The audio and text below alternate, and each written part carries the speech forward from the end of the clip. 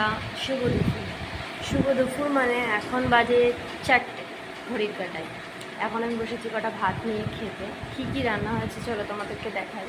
দেখো অল্প কটা ভাত নিয়ে বসেছি খেতে।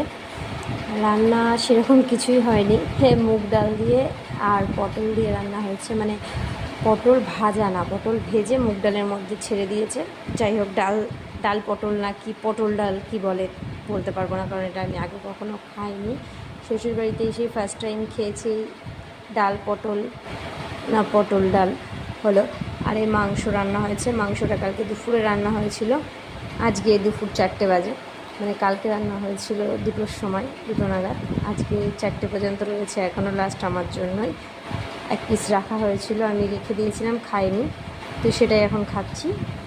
1 পিসই মাংস রয়েছে, জাস্ট এই যে 1 পিস মাংস আর 1 পিস আলু। আলুটা আমি একদমই খাবো না, শুধু ওই মাংসটা দিয়েই খাবো। ভাত 4টের সময় খাচ্ছি, দুপুরের খাওয়া।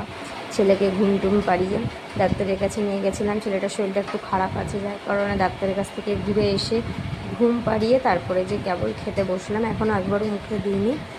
যাই হোক, আজকে দুপুরে তোমাদের কার বাড়িতে কী মেনু হলো অবশ্যই কমেন্টে জানিও। ভিডিও ভালো লাগলে একটা লাইক কমেন্ট শেয়ার করে পাশে থেকো।